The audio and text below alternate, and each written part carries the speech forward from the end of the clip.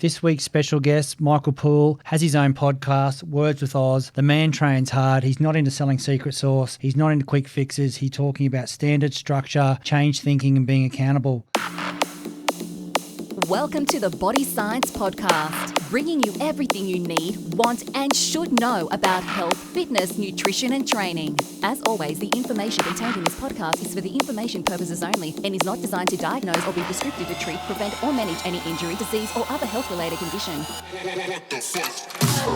Today's podcast is brought to you by the new Clean Coffee TX100. It's coffee done smarter, supercharged with brain, mood, metabolism, performance and gut-boosting ingredients. We've combined the incredibly smooth taste of Colombian single-origin coffee with MCTs, apple cider vinegar and Blue Ness, the ultimate stress-relieving herb. It's keto and vegan-friendly, gluten-free, with no added sugars or artificial sweeteners. Enjoy hot or cold and take your coffee to the next level. This week I'm really excited. We're at Body Science HQ and I have Michael Oz Puhle, Australian high-performance speaker, executive coach, CEO of Words with Oz, and believer in the power of words. How are you, mate? Yeah, feeling really good, mate. Thanks for having me. I'm excited to be in the studio. So you twist it with a lot of bigwigs in the fitness industry. You train every day at 98 Gym. I do. Yep, been there for just under 5 years now. So, mate, let's not muck around. What do you think about the gym industry? Like, where's it at? Where's it going for you as an individual that loves training? Well, I think it's going in the right direction. Not that I'm an expert in this industry, but I obviously have spent a lot of time with some people that are, and I like the direction it's going because I think it's heading down that path of results-based as opposed to how you look. It's more about how you can perform. So I'm enjoying it. And talking about enjoying that, you're a big driver of goals that are important. Okay, they give us direction, and I'm just going to quote this off your website if I can. Sure. But the key to achieving is in what you do and how you do it every single day. Yeah, that's my philosophy. That's one of my beliefs. I'm sure I'm not the first to come up with it, but when I read it or when I saw it, whenever that was in the last 30 odd years, that's what resonated. So the idea there being your habits matter. Yep. What you do on the daily matters. You can I'm all about setting outrageous goals. One of my biggest speeches that I put on is called Dream Big, Dream Bold. Yep. To go for the thing that's beyond what you think you can. But the action, the actual thing that matters is what you do and how you do it every day. And that's what's great about 98 and that's what's great about the gym industry is that majority of the people that are in them every day. Yep. They're in there every morning or after work. Yeah, it's an incredible industry. I mean, it's who gets up at 5 o'clock every morning to train. It's when you sit back from an outsider's point of view and look in, it must look weird to a lot of people. Like but it's all as you comes back to like goals are important and it's not just. I think it's funny to say that who gets up at 5 a.m. But those guys and girls, the PTs that train at that time of the day. And those that aren't PTs, I thrive off the fact that I get in before some of the trainers. It's a little bit of a probably personal competition there, but they to get up that early and dedicate the first 3, 4, 5 hours of your day and many hours of your life to making someone else better at that time takes a certain type of individual. It does. It's an interesting place in the world to be when you can give to others. And that's probably one of the things that. From a PT's point of view, and I mean, we've all got qualifications. Have you got qualifications as a PT? Yeah, actually, yes, I do. Most people I talk to these days do. It's that act of giving, and like one of the things that I think is really exciting to an individual who gives, and I mean, you either give or you take. There's two types of people in the world. I've got a mate who wrote a book on stress Teflon, and one of the things he says that he talks about the act of giving is one of the simplest things to being a better person in life. And I guess there's no more giving than doing a 98 session early in the morning. I've seen what Kev can give, and well, it's one of those things as well. And I had this conversation with someone recently that the idea of is there such thing as true altruism? Because giving is living. To steal a quote from someone else, the more you give, the better life you are going to live. That's where you get your feeling. That's where you get your love. That's what drives most of us. With that idea of a heart and love is to give more. So when you're doing it in an unselfish way, you are actually doing it for yourself to make yourself feel better. So those PTs that are getting up and are giving it that early and spending those hours of their life giving, they get it. They do also get a lot back. Yeah. I'm sure if we sat down with them and said, what are your goals? Well, who do you want to be? Where are we going in the future with with whether you're a trainer or a coach or a speaker or a coach, where we're heading is they want to be able to give so that they can feel better, whilst at the same time making someone else's world a better place. And speaking of giving, and you do a lot of motivational type talking. Is that the correct word to use? Motivational? That is the best umbrella. As on a personal level, I'm not sure motivation is the word that I like to associate with, simply because motivation comes and goes, and I want to talk to people about consistent performance. But that's the umbrella of where my industry is. Yes. And how does someone fall into that part of the industry? I mean, did you were a lawyer by trade? Is that correct? I was. Yeah, I've actually had a few careers. Yeah. For someone who's only just turned 33, I've had 3 main careers. And how do you fall into it? It's funny that you asked that question, because if I looked back at who I was at 15, 16, when you're meant to be making these decisions, when you were meant to have sat down with a guidance counsellor and worked out what you were going to do with your life, I could probably have seen that I was going to become some kind of coach. Okay. And I could probably have seen that I was a good speaker. I had that ability to be in front of people, get their attention, use my words in a crafty kind of way that inspires them to do something. But society pushes you to go another way. Your expectation of what you should be comes along and says, well, what are you going to do with yourself? So I left school and went and studied chemical engineering. Oh, wow. Yeah, so, simply put, because that's what my sister did, and she was one of my biggest idols. So what are you going to do after school? I'll become an engineer. Got to uni, I'll do chem engineering. Studied that, did that for a little while, and then realised it wasn't for me. And then I got into real estate. Seems to be a bit of a fallback for a few people that go into real estate when you don't really know what you want to do. Yeah. And I went and sold sand to the Arabs. I actually went to Dubai and sold real estate over there.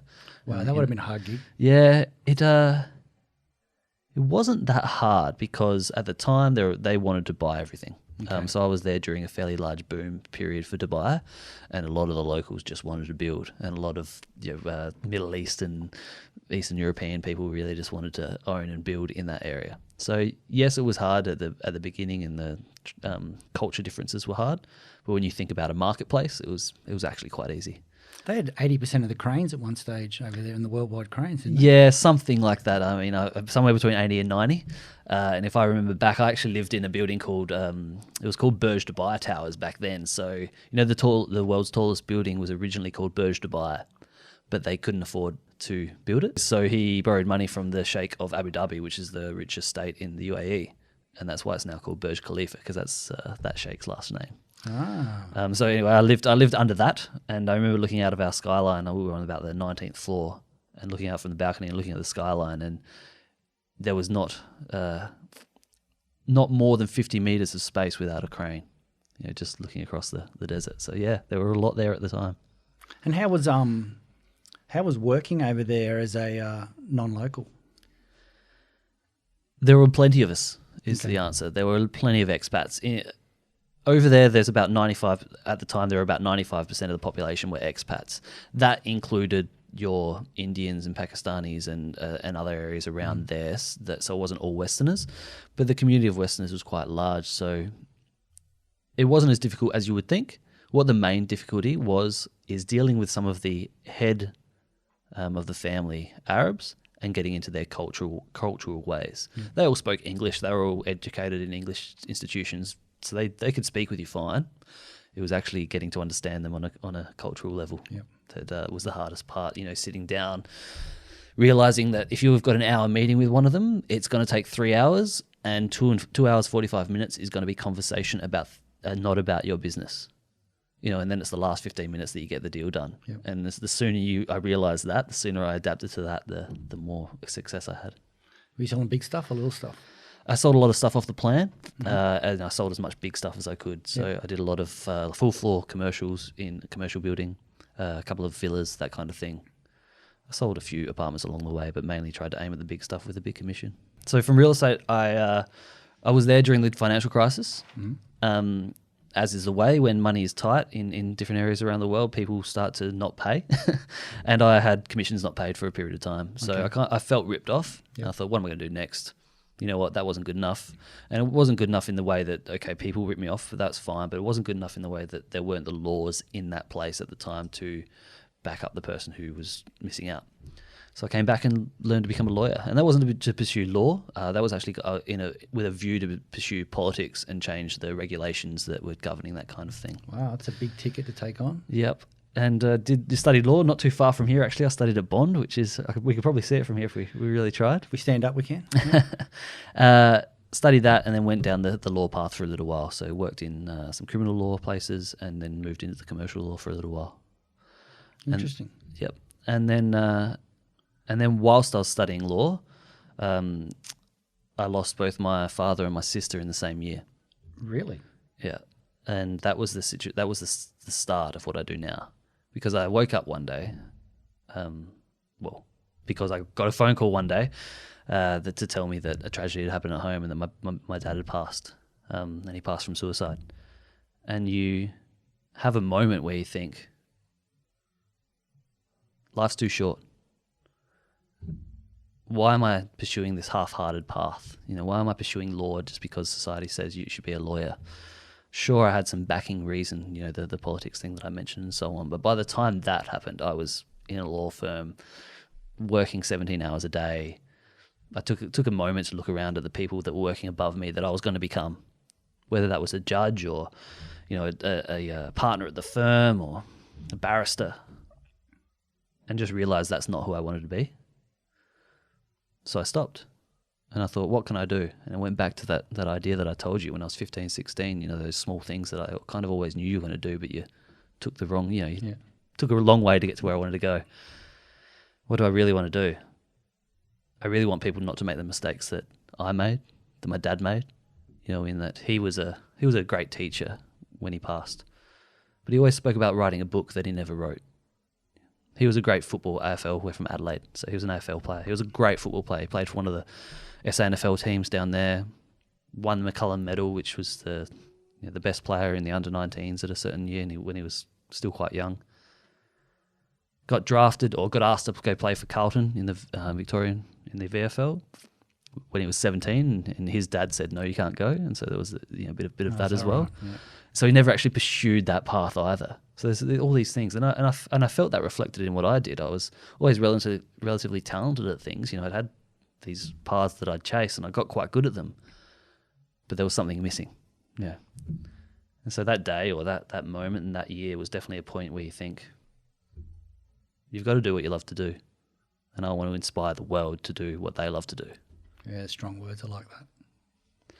So from there, I decided I wanted to start Words with Oz.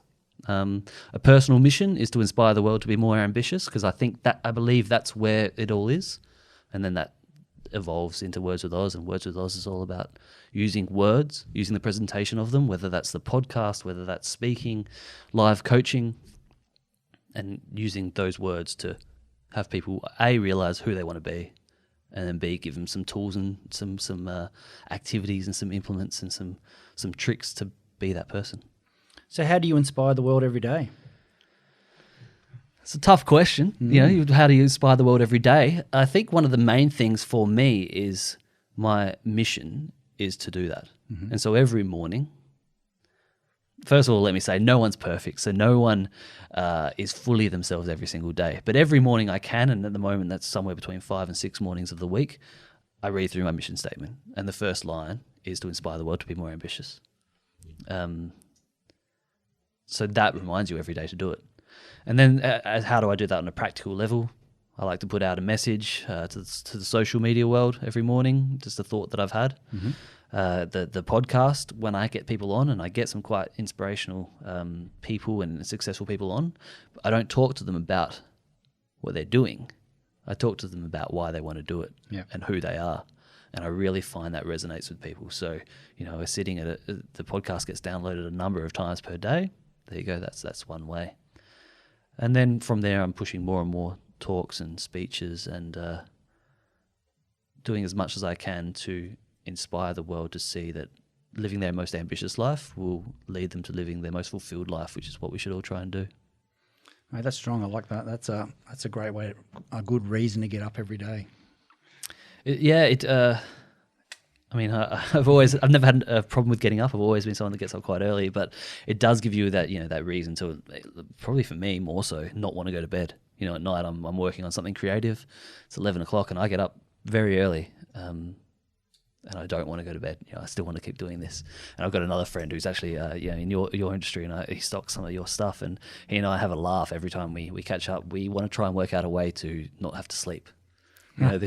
This angle of, because when you love what you do, you just want to keep doing it, and sleep sometimes gets in the way. It's taken up a third of my life at the moment. A third of your life. That's an interesting fact, actually, because most people are trying to sleep more. So don't get me wrong, it has got me into trouble, plenty of trouble. Whether that was when I was training hard and not getting enough sleep, or trying to perform on stage and not getting enough sleep. It does get in the way, and I'm working on that, but. As far as where my passion lies and wanting to do things every single day, and I'm sure there are people that are listening that understand this. Sometimes you'd prefer to have more waking hours. So, mate, if you're a person who gets up at 5 o'clock to train at 98, does a lot of talking to people and changing lives, inspiring lives, then doesn't want to go to bed at 11:30, 12 o'clock at night, I'm assuming you are motivated by the word deadline. I need to stick to deadlines there. That's correct. I've got a pretty good level of discipline with those kind of things. That's a good word, discipline. I like that. Especially from having been overseas selling. It was all on me, and I was quite young at that age. It was all on me to have an income, to have the resources to be able to live. So there needed to be a deadline. There needed to be discipline to get it done. Being a lawyer, you need to be efficient and you need to get it done.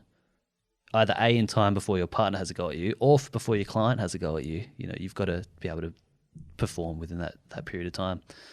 And now that evolves to what I do now. You're running your own business. You better stick to some deadlines. You better have discipline for what you want to achieve and get it done in the right amount of time. So how do you bring discipline, deadlines, and culture into the same sentence? Because obviously when you're talking to someone about your motivation is inspiration, which you said, obviously culture has a lot to do with that. And when you go into a lot of corporates like you do, that culture, left, right side, it's just, even just in the small amount of business we deal with, culture changes from door to door. Taking culture into a company that you're not part of is a difficult goal for you. Mm-hmm. What do you bring to a group of people to talk about that? Culture for a company is much the same as a mission for an individual. Yeah. So I'll talk on a broad range of that, and that can apply to both. People need to know who they want to be, and a company needs to know who it wants to be. And most companies, and I don't mean to come back to me with we value integrity and discipline, and with the same lines and same words that everyone has in their mission statement.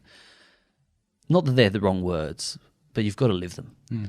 So that's where that discipline comes in. But you need to know who you want to be. And majority of the time, that is only going to be 4 or 5 words. The first time I wrote my mission statement, it was 2 A4 pages, just everything I ever wanted to be. And you whittle it down over time. I think it's about 12 words now. Yeah. So similar for companies, they shouldn't be looking to go more than 4 or 5 words on truly who you are. Yeah. And once you get that, the culture takes care of itself. Accountability, discipline, these parts rely on the person that's there, the person that's an employee, an employer, or if it's an individual, that they're living who they want to be. So the accountability and the discipline are that next level. And majority of the time, if you're pursuing who you want to be, you are quite disciplined. That must be a difficult aspect for you when you walk into a large corporate like a bank or...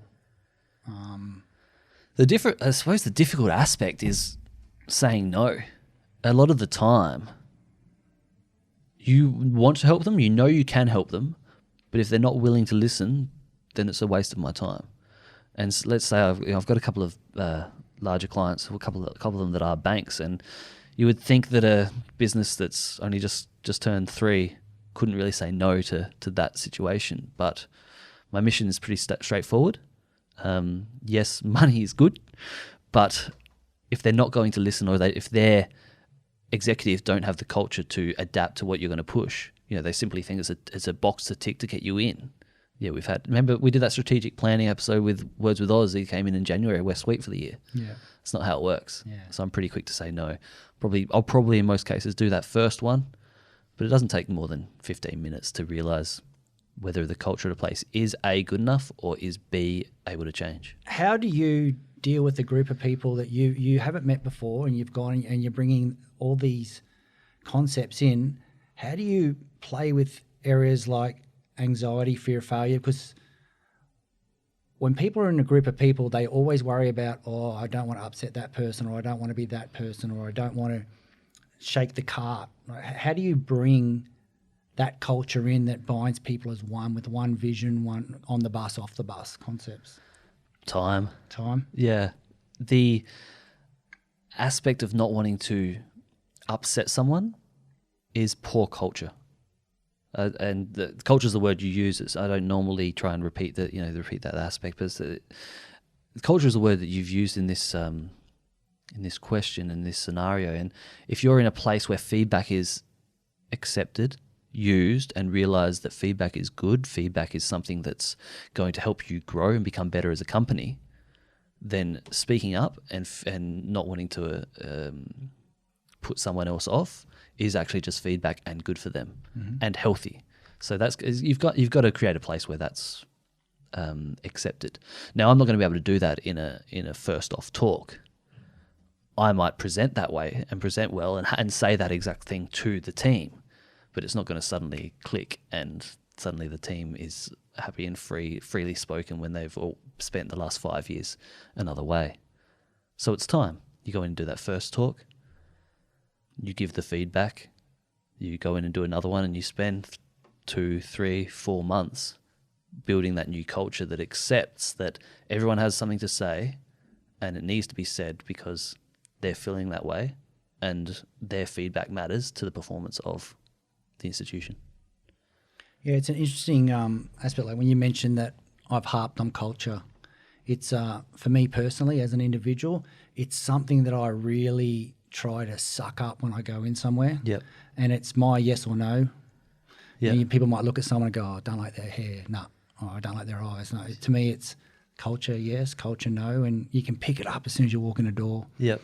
And doesn't have to be good culture but a culture. And, you walk into something like you walk into 98 Gym, you just feel it. The minute you walk in that door, you've walked into something special. And I said that to the boys a couple of weeks ago on their podcast. And we try and bring that into our brand too. I mean, 20 years old, the world's changing so fast. The fitness industry is something that is dictating where a lot of people live, breathe, hang out, think. Yep.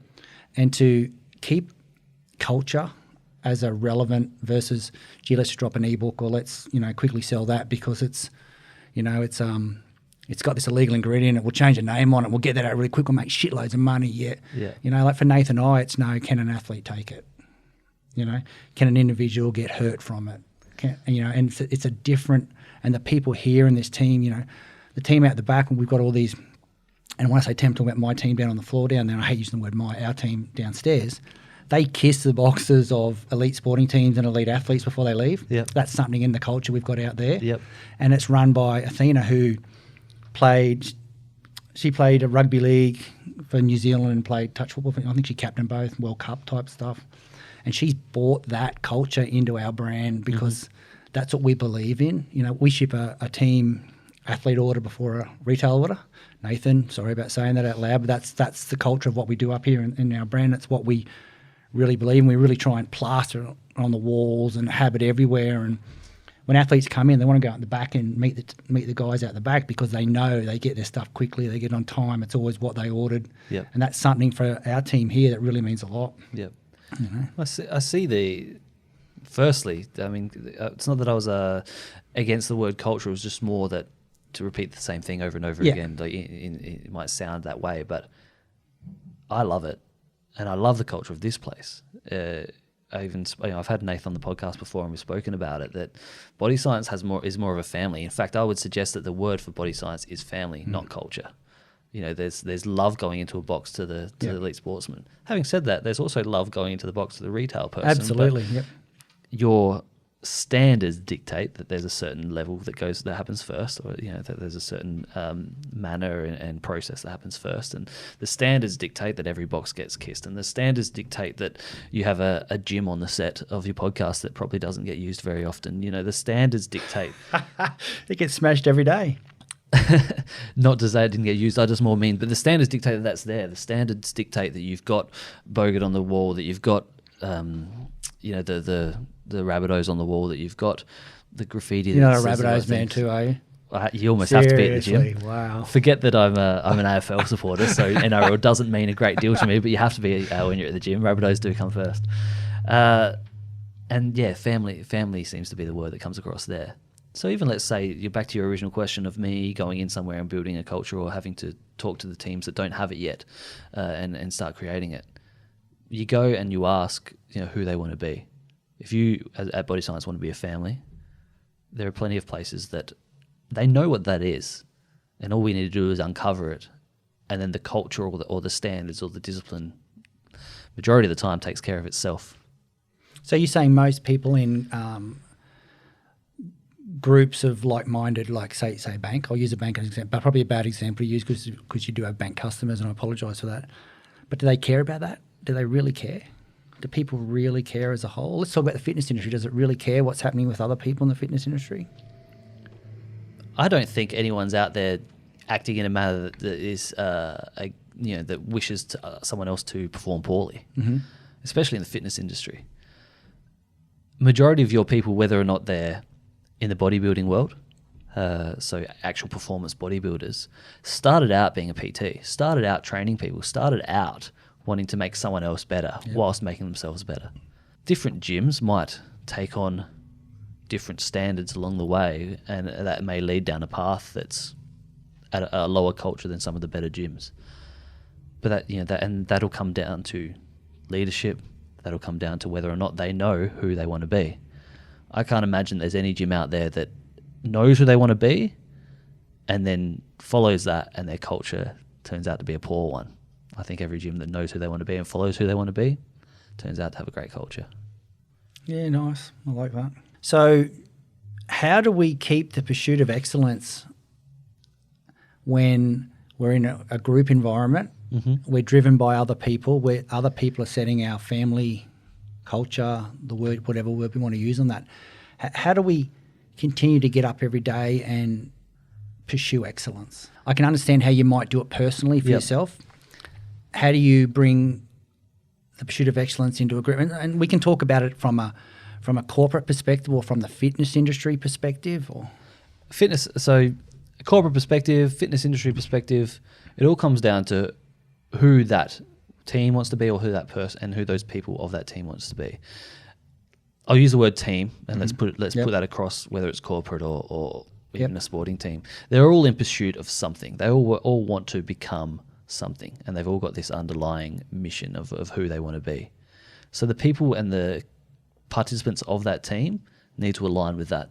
Not align with it 100%, but align with it enough that they're going to push the pursuit of that excellence, and that's where the continuation of that comes from. If you are part of a team and you don't align with where they're going and who they want to be, let's say you are part of your mission, or part of your who is that you are a honest, integral, I will not lie person, and you worked at a bank over the last 20 years, probably didn't have much fun at that bank, to put a broad spectrum. But let's take the fact that we've got the reforms and the commission on at the moment.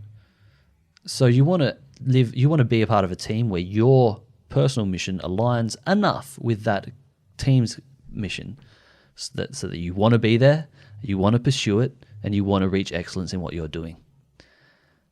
And from a team's perspective, from a leader's perspective, from someone at the front like yourself, you want to get rid of the people that don't align. There is a job out there for them that will align more with their goals, with their dreams, with their mission.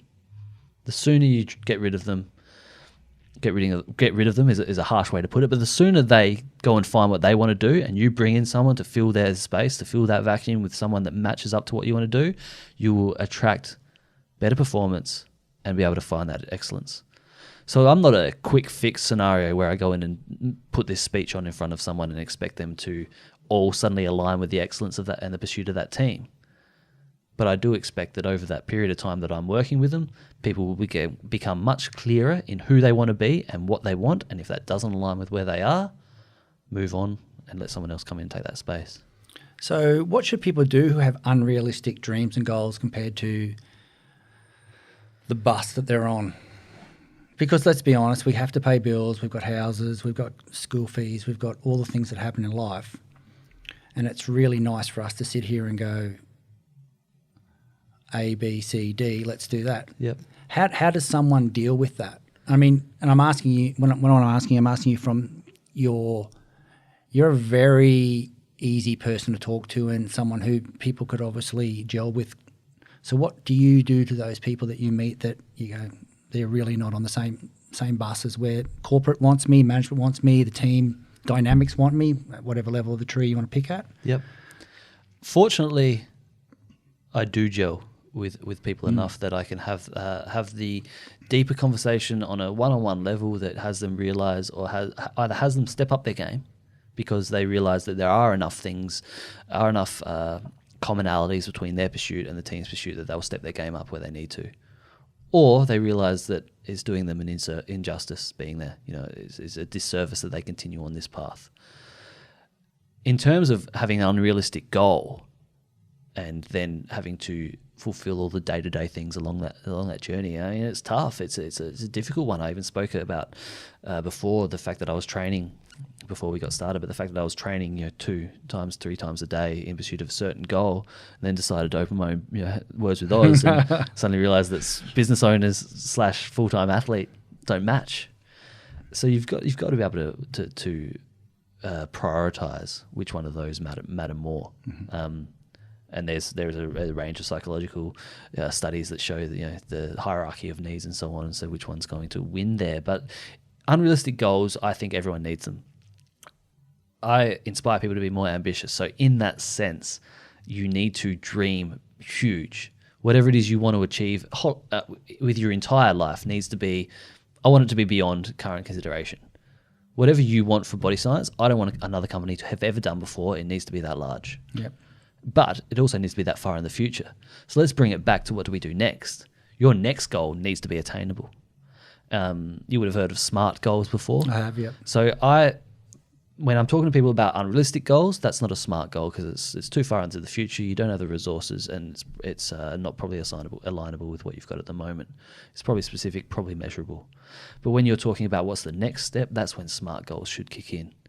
So if your unrealistic goal is to, let's say there's a single mum working the teller at a bank, and her unrealistic goal is to become the next Gail Kelly, the CEO of one of the big four. But her first step isn't that. Her first step is to still put food on the table for the child, is to pay all the bills on the week and put a little more aside, as well as get better educated. So let's just focus on that. How many hours of the week does she need to work behind the teller to put food on the table, pay the bills, and then how many hours a week can she put into some extracurricular education, so on and so forth. And then she gets that done for whatever amount of time she sets, and then set the SMART goal, the next one, the next one, the next one. And if you put enough faith in that next step, then eventually you'll wake up in 10 years. She's the manager of a state. Wake up 5 years later than that, she's knocking on the door of the C-suite.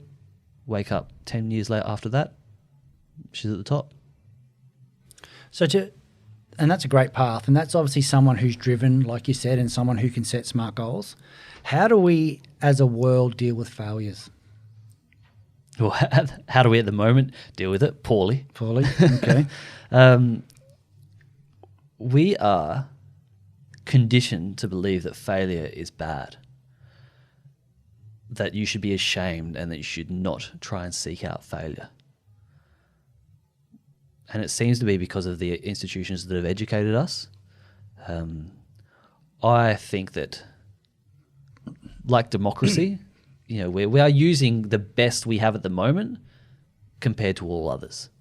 We are using the best education we know of at the moment compared to all others, but that doesn't mean it's perfect. Yep. So failure Seeing an F on your report card in school frightens the shit out of you. Frightens, disappoints your parents, disappoints the school, frightens you. But when you're out here being the real world, you want to fail, and you want to fail as quickly as you can, as many times as you can to pursue, that next goal. Yeah. All the people that have achieved the most probably have failed the most, but have also recovered the fastest. Do you think failure makes us more productive?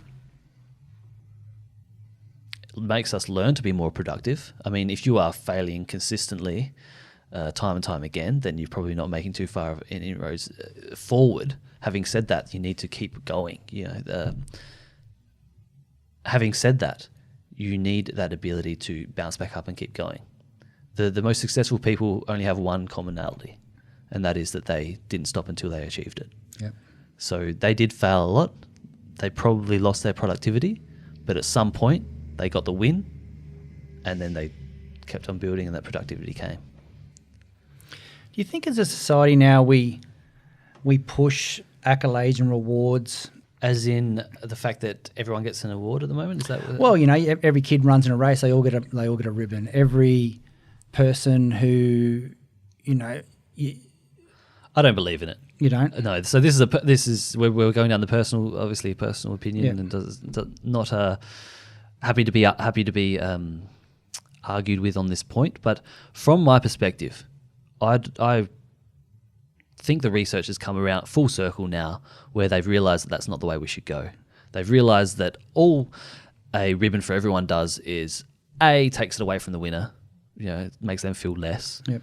and B, the people that came 7th, 8th and 9th that got the ribbon don't really want it because they realise they're not silly. They realise they didn't win. They didn't put in the effort. They just got some silly ribbon, and it just takes away the esteem of the entire thing. I had a high performance. So one of the schools that I came through when I was younger has now got a high performance coach in the program there, across all the sports and across the some of the year 11 and 12 classes.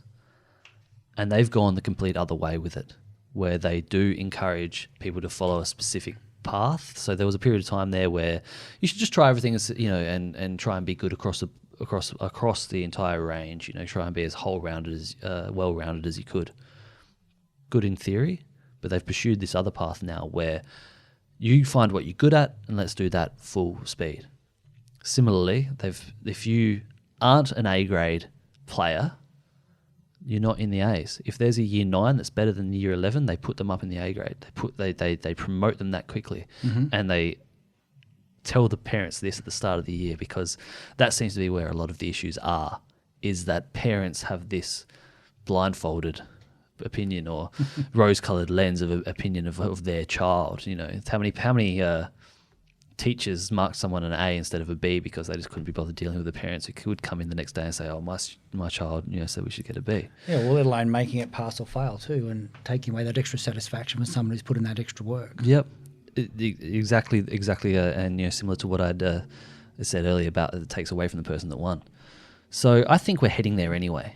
I think there are people at the front of the game, for lack of a better term, who are already going back to the path of, nope, let's promote the winners, let's encourage those that aren't performing to perform better, but let's promote the winners, let's award the winners, and let's go back to what worked, or to what found our best performers. And I think sometimes people's opinions can get lost in translation, especially with media trying to make as many click targets as they can at the moment. But that seems to be where I think it's heading, and that's definitely what's worked best for me and what I've seen work best for companies, sports teams, and individuals. It's interesting, very interesting. Where are we going to go as a group of people called the fitness industry in the next 5 years in relation to health and wellness? We're already pursuing that path of realising it's a holistic, another one of those terms that is well used, but a holistic approach. People have already realised that a 6-week diet may work and you may shed the kilos, but you haven't done any work on your mind. and the kilos are going to come back because your habits are what they already were. So as far as the fitness industry goes, we're going to see this more of an input from people in that psych world, more of an input where perhaps even on the certification you get as a PT, you've done some work with the mindfulness approach as well. Another aspect of it that I look forward to and hope that we head down that path, and it's definitely something that I've seen more of in the CrossFit realm, and places like 98, which aren't CrossFit but perhaps more leaned that way, is that it's a community. I'm stealing someone else's thoughts here, but there was once upon a time, maybe around the 80s, you remember the show Cheers? Yes. Where everyone went to the bar to catch up and get that community feel. Then we went and pursued the 90s, and everyone remembers the show Friends. They all caught up in a coffee house. Mm. Nowadays, people meet in a gym. So health and fitness industry is going to be that place where community matters. And we're not talking about, when I say health and fitness industry, people may think 12% body fat, people pumping iron for a show, your Arnold Schwarzenegger's back in the day, high performance athletes. But we're not talking about that. We're just talking about healthy, happy people that can move well, eat reasonably well, and they're part of a decent community. And I think that's where we're heading now. Is it's going to be that healthy place to be, that community spirit. And hopefully, along those lines as well, we'll create something that's more sustainable. Whether that's thinking about what food we're putting in our mouth, thinking about what supplements we're using, thinking about who we're purchasing from. It's a sustainable approach. Nice. I know I'm jumping from topic to topic here, but I really want to pick your brains on 1,000 things, let alone delving too deep on anything in particular. Happy to keep up. How does someone get out of bed and deal with anxiety? And that's a very open question. I understand what I'm saying here, but I want goals. I want to be driven. I want to have accountability. I want to know where I'm going. I want to be smart about what I'm doing. Holy shit, how do I actually do that? Yeah. And so now I've got 5 minutes to myself. I'm looking through Instagram and my friends in Europe, and these people are doing this. And so anxiety is just something that pours into our lives every day. How do you, as an inspirer and a motivator, sorry, I'm using these generic terms on you, I don't mean to, but more than okay. How do you, anxiety must be a massive thing for you when you walk into places. I mean, just the fact that you've walked in, the group of people are going, holy shit, why have they got this guy in here? Yep. And so you're starting off in a platform that people traditionally don't like change. Change is good. I love change, but I'm obviously at the higher end of the change. I don't get a lot of it thrown at me, so I'm a little sitting in the ivory tower there, you could say, in relation to when it does come to change. I love it when the team brings change to us and ideas, and we often have 1%ers here where we talk about changing that 1% that can make a difference. And we've had some great outcomes from that. So how do you deal with that anxiety? I know like we bring a lot of we do a lot of profiling so that we can deal with each other, and you know how to deal with the person you're with because that's what the profile, and we do a lot of fun playing and scenarios and case studies and that, but you're always a little bit anxious when that person walks in thinking, geez, I hope I don't sit out in the limb by myself and create this aura of negativity or too much positivity or what a wanker or whatever it is that you know, as an individual you can pull forward. I think a couple of spots that I'll talk about with the anxiety or creating an anxious being anxious question. First is I'm not a clinical psych, so whilst I've done enough reading and understand it all, if you are feeling anxious and you need help, you need to know to reach out to help. Okay, and there's plenty of great places there to go. If that's the level at which you are at, then you need to reach out and you need to find your own well-educated avenues to be able to deal with that. If we're talking about the simple, I'm in a crowd of people and I'm anxious about whether I have to put my hand up and say something soon. Where I'm going with this is to walk into a gym that you don't know can cause anxiety. For someone to get off a couch and go to a gym, and this isn't not clinical anxiety because that's not what we're here to talk about today, and I appreciate that. I'm more talking about the day-to-day anxiety that stops me moving forward. That lets me be self-accountable. Fear of judgment is if not the only fear, a really large fear that we suffer from as a society these days, especially with your social medias and all these people who have done so many incredible things, and we think we need to keep up. So learning how to deal with that is a big part, and I'll come back to that in just a second. The first thing that I would think, and it relates to my answer from before, is that feedback is good. So you need to be able to accept that people aren't going to agree with what I want to say, and some people are going to love what I'm going to say, but it needs to be said because feedback is good. Mm-hmm. Similarly, it's okay to suck. It's okay to say the wrong thing. Everyone does it. Everyone always fails. Everyone always makes a fool of themselves. That's okay. The sooner we realize that's the way it is, the sooner we'll reach out those things, get through the anxiety, and be able to add our bit to the performance. So knowing that it's okay is a pretty key concept. A hard one to implement, a hard one to teach, but one that I'll continue to try and get across the line with the teams that I work with and with individuals that I work with, in that, yeah, you felt like you sucked that day. You probably did. That's okay too. Everyone does. Then to move on to the fear of judgment. Who's judging? The first aspect I look at that with is a perspective shift. When you think about what you do, you think about it 100% of the time. And so when you're thinking, what do the two other people in the room think about what I just said? You think that that's all we're thinking about, but we're not. I'm worried about what I said. And the other person in the room is worrying about the camera and the recording and all these other things. They're not paying attention. Similar to the person who's listening to, not that they're not paying attention, but they're not paying 100% of the attention like you are. Yeah. Similar to the person who's listening to this in the car at the moment. They've got a lot going on in their life that you're about 15% of what they think about. So the sooner we can realize that people don't think about us as much as we think they do, that fear of judgment kind of starts dropping down. When you're talking to a group of people, do you build a lot of ongoing relationships from that? Do you have a lot of secondary feedback not from the management who engaged you in that position in the first place, but from that? I mean, obviously you throw words, like you mentioned you like to put something out every day when we're sleeping. I try to do. Yeah. I try to stay engaged. There are a lot of people. And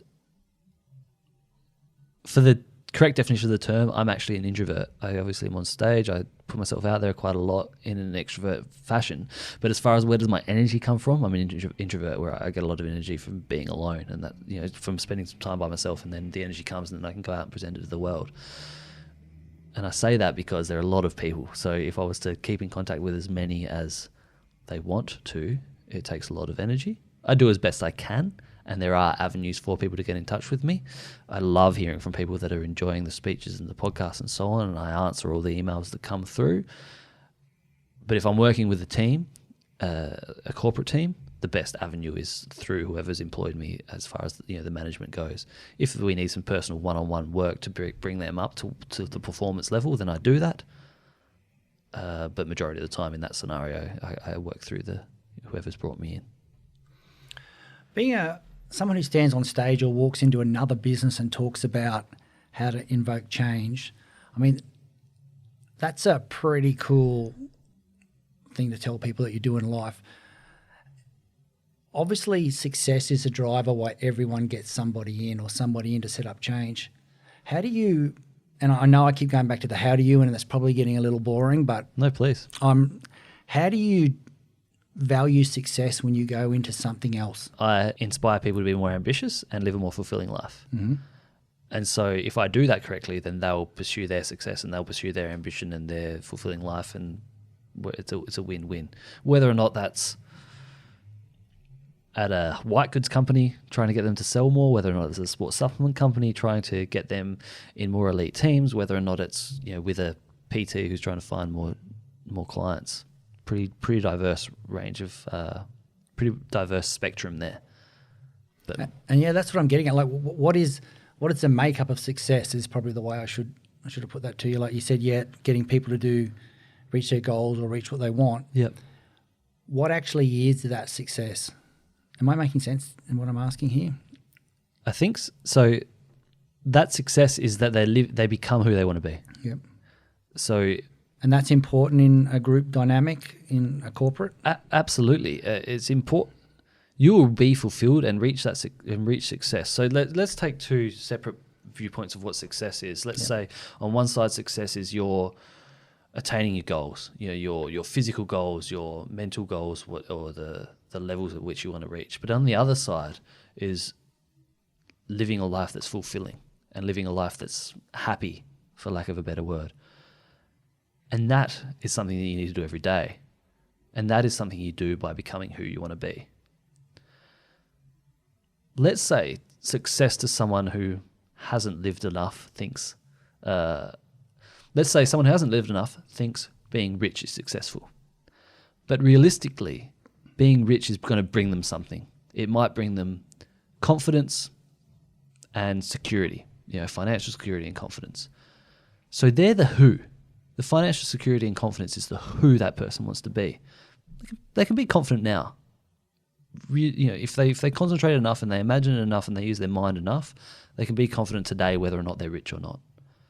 Financial security is probably a little bit further out of the reach, but secure isn't. Feeling secure in themselves is something they can do today.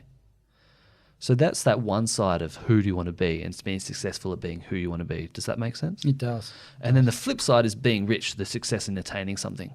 And if you spend day by day by day repeating the who you want to be, you'll eventually get what that person has. So like I said earlier, as far as what does Words with Oz do, I start with the who. The who is key. It's the largest part of what I do. The next point is what that person wants, and the next point is how do we get there. Who do you want to be? Let's suss that out.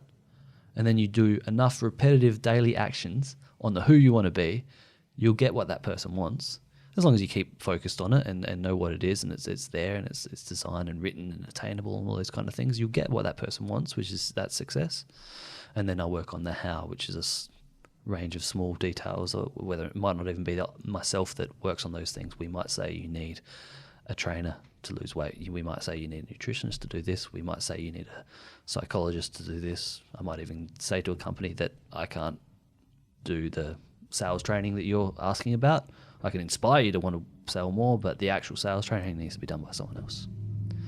So there's your two portions of success. What you want, but living a life of who you want to be is the key, is the start.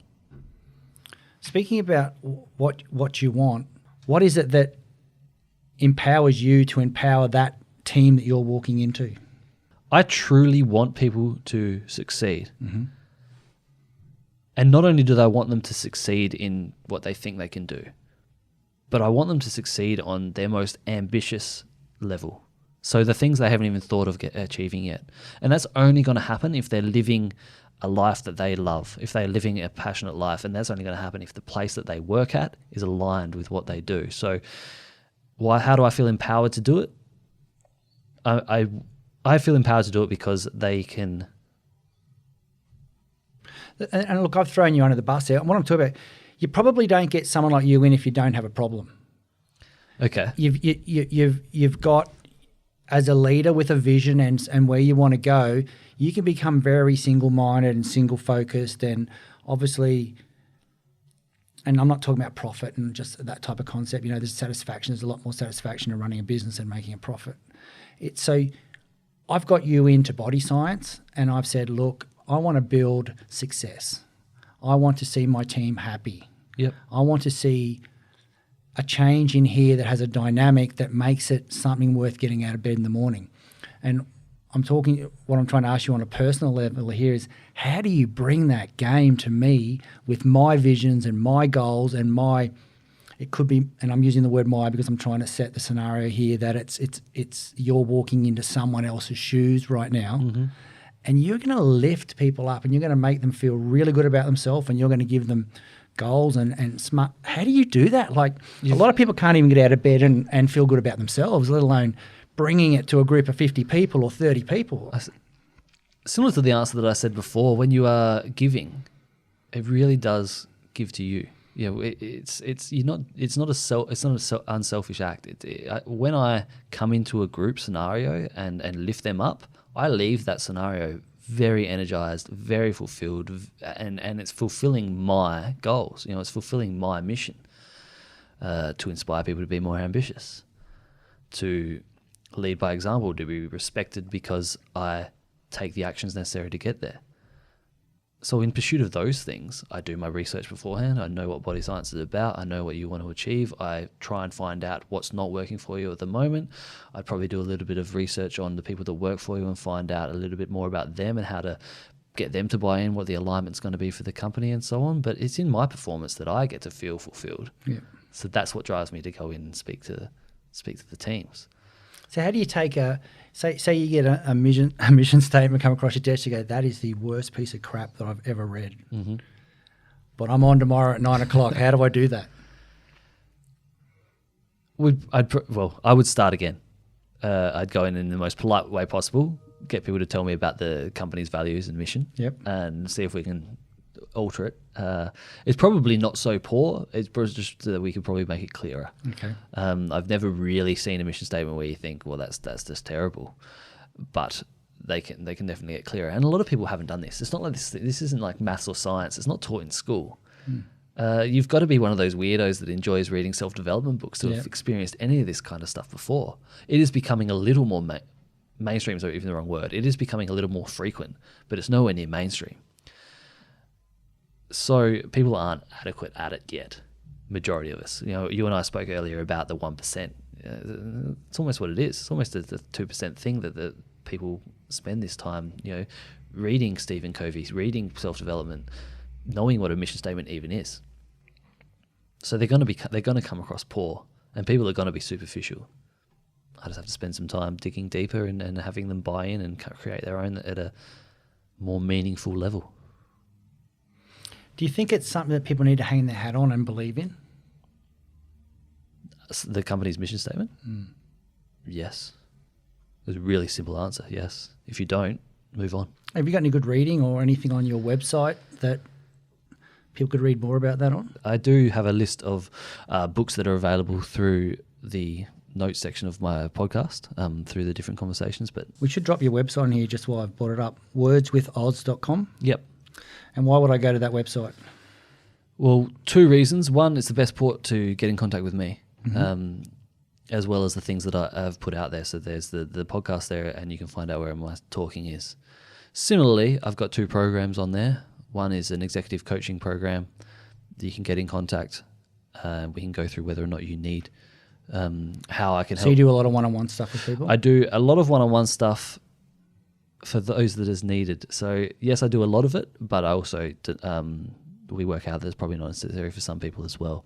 Secondly, if you think there's a team culture issue at your workplace, or you want to even increase performance, or you're not sure what your who is, what your mission is, then through Words with Oz you can get contact with us. Not sure what your who is. Yeah. We've spent a lot of time on the who here at Body Science. Yeah. And it was really interesting that the mission actually came from a 98 Riley session. I probably shouldn't say this because Nathan will kill me. That, we spent a lot of time, it was that classic, we're a lifestyle, but boring, yawn halfway through it. Go look at every other brands, they've got exactly the same thing going. And we spent a lot of time going out, and the word trusted kept coming back, and once again, boring, trusted. And Nathan went to a 98 Riley session, and somebody, it probably was you, because you said something similar before, at the end of the session, they just finished the training, and someone said, what do we want to be? We want to be fit, happy, and healthy. Yeah. Nathan came straight back and said, I've done it. That's what it is. Let's move on. And no one argued. Everyone just said, yep, we love it. And so, fit, happy, and healthy is our mantra at the moment. Yeah. And it's so good because every decision we make does it meet fit, happy, and healthy. And so, as an individual, just to highlight what you've run through there, a lot of the time the answer is so simple. And I push this a lot, that life should be simple. But a lot of the time, you're seeking out this answer of who you want to be, especially in a corporation scenario. We want to be above board. We want to be integral is a word that comes up a lot. We want to be high performance. We want to be this and that. Majority of the time, it's the simple things that come and stand out. And then when you've got it simple, you can answer your question, like you had just said. Every time you come to a fork in the road, whether it's your personal mission statement or your company's mission statement, you come to a decision to be made, ask yourself whether it meets your 3, 4, 5 word criteria. If it does, the decision's already made. And that's the whole purpose of it. Too many people pursuing these things they're not sure they want. If they knew their 5 words, their 5 core values, and answered the question based on those 5 core values, by the end of their life, it's pretty fulfilling. And the best part is you can change them at some stage. But at least you know them for that point and for what you want to do right now. Look, let's talk about your Instagram account, @WordsWithOz. So I had a look at it a little earlier. Sure. I was quite inspired by it. What drives you to create an Instagram account for people? I mean, we've all got one. Yep. Why is yours good?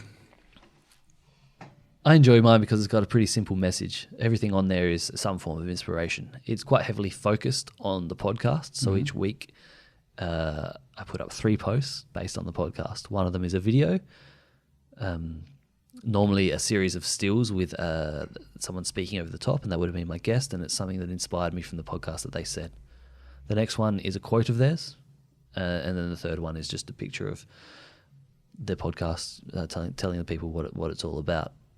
Where can we hear your podcast?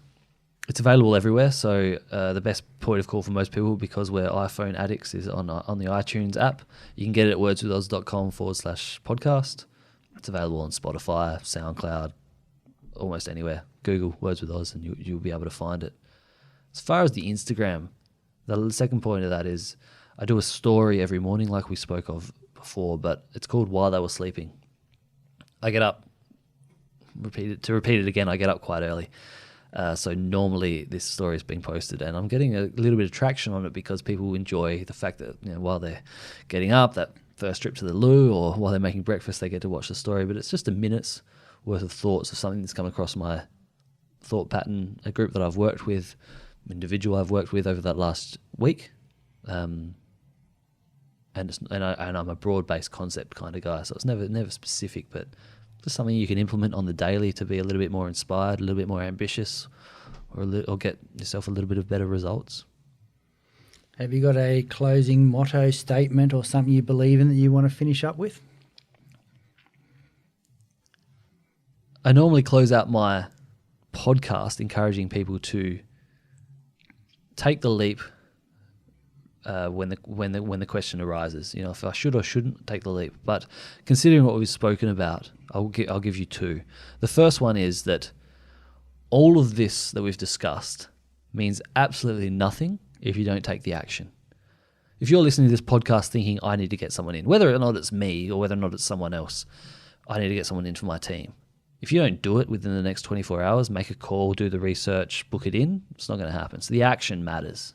The action matters most. Yeah. And then the second point is the success level of your life is made up of what you do on the daily. So whatever your daily habits are, you show me the standard of them, I'll show you the success level of your life. If you want to be more successful, raise your standards. Raise your standards. Nice. Well, mate, I can't thank you enough for coming on. My business partner, Nathan, is a massive fan of yours. He is available on your episode. You actually did a little podcast with Nathan on. I did. I spent an hour sitting down with Nathan. He's got a great story.